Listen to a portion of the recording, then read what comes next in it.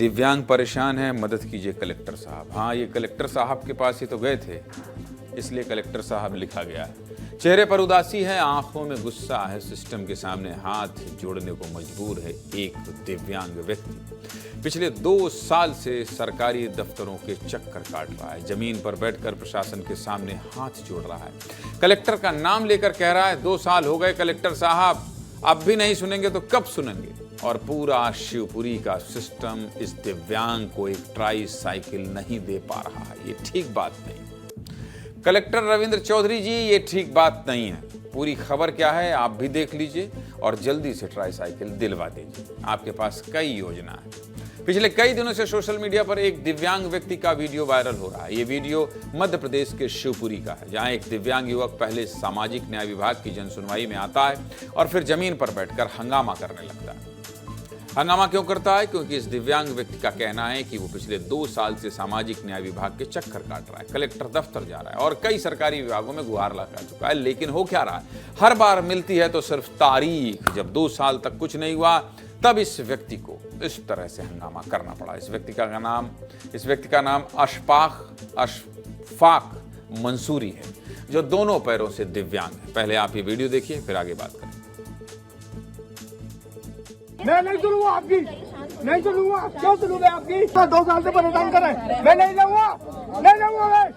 मैं नहीं सुनूंगा, नहीं सुनूंगा, मैं नहीं सुनूंगा। पिछले 2 साल से परेशान कर रही है, पिछले 2 साल से मैं जानता हूँ। 2 साल से कैसे परेशान हो रहा हूँ। अब जैसे ही ये दोनों वीडियो वायरल हुए तो हमारे सहयोगी कपिल मिश्रा अशफाक मंसूरी के पास गए। उनसे पूछा कि भाई आपको जो भी दिक्कत या शिकायत है आप विस्तार से बताइए, हम आपकी मदद कलेक्टर से बात करके करवाएंगे। सुनिए अशफाक मंसूरी ने विस्तार में उनसे क्या कहा। लगातार कलेक्टर के चक्कर लगा के मैं थक गया और मेरी कोई भी सुनवाई नहीं हो रही। और अभी उनने बोला कि हाथ गाड़ी ले जाओ, तो मैं हाथ गाड़ी क्यों लूं? हाथ गाड़ी तो मेरे को नहीं लेना है ना। क्यों हो रही है आनाकानी?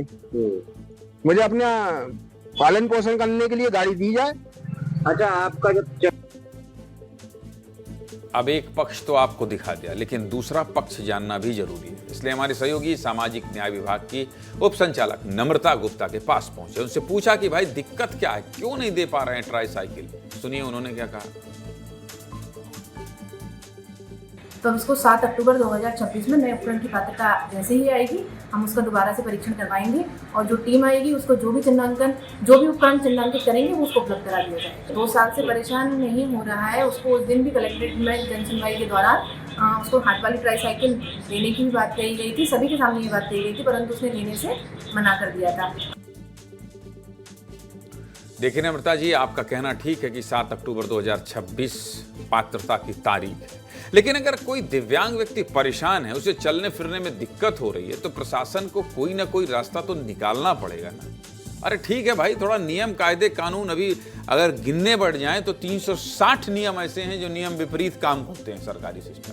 360 नियम है जिनकी धज्जियां उड़ाई जाती हैं। एक जरूरतमंद आदमी है, एक दिव्यांग व्यक्ति है, वो आपाक हो रहा है, गुस्से में है, तकलीफ है उसको, तब तो आपके पास जाके गिड़गिड़ा रहा है। अगर आप कुछ नहीं कर सकती तो कलेक्टर से बात कीजिए, वो कुछ नहीं कर पा रहे हैं तो मंत्रालय में बात कीजिए। गरीब आदमी है भाई, चलने के लिए ट्राई साइकिल ही तो मांग रहा है, इसकी मदद कर दीजिए और आप कर सकते हैं कलेक्टर रविंद्र चौधरी जी। इसलिए हम सीधा आपसे कह रहे हैं, अरे दे दीजिए, गाड़ी ही दे दीजिए भाई, होगी कोई योजना, ऐसा नहीं है कि नहीं होगी। सीधे मुद्दे की बात यही कि कभी कभी किसी की मदद करने के नियम और तारीखों से ऊपर उठना पड़ता है, कागजों से ऊपर इंसानियत को तरजीह देनी पड़ती है। इसलिए कह रहा हूं, मदद कीजिए, जरूरतमंद हैं।